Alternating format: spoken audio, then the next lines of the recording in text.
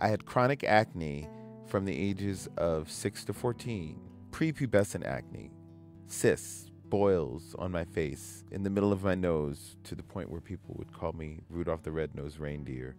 After my parents died at 14, my guardian, an aunt, my mother's youngest sister, was vegetarian, and she had really beautiful skin. I was like, what are you doing? And she told me some topical things that I could do, and then gave me a book called Back to Eden by Jethro Kloss. It talked about fasting, and I realized that maybe my blood was poisoned and things that I was eating were causing adverse reactions in my skin. So slowly I began integrating some of the practices that I found in the book into my diet, and that was the beginning of sort of a whole new passion and a whole new way of living and eating. And I began cooking very early in life. As early as 9, I was making fried chicken and mac and cheese and potato salad. By the time I turned 15, a lot of that was substituted with soy meats and tofu, beans and grains and greens.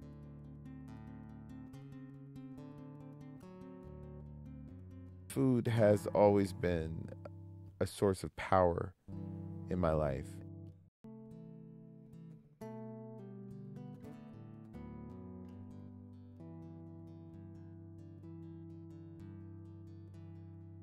Nearly 15 years ago, I was living in New York doing a nutritional cleanse, spiritual cleanse. It was a 21-day fast. Within the first 10 days of the 21-day fast, I got fired from 2 restaurants. I was working at a hotel, breakfast in the morning, and the burrito place at night. Left on the 10th day with $20 in my pocket. It was a Friday, rent was due, and the raw food restaurant was not doing very well. Even though I knew they had the best food in New York, I knew that no one really knew that they were there. If I could help them get their promotion on, then I could probably create a new job for myself other than just maybe working a counter position at the restaurant, something a little more exciting. I have been listening to Isaac Hayes religiously every morning at 6 a.m. on the Isaac Hayes and Friends show. I thought, I think Isaac might be interested in the foods that came from this restaurant. I thought, okay, this could be a perfect match. So the restaurant hired me. I called the radio show. They called me back. I was on the show on Monday talking to 2 million New Yorkers. It was the beginning of me really understanding the power of my voice and the power of the foods that were present in my life. It set a whole new course for my career.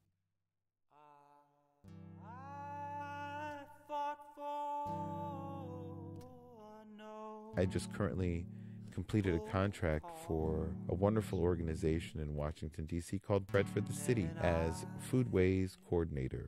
Basically, we have been creating a lot of dialogue and praxis around food access, food sovereignty, and health with a cultural focus. So we're dealing with a lot of African American clientele predominantly. My department provides sustainable agriculture and now foodways.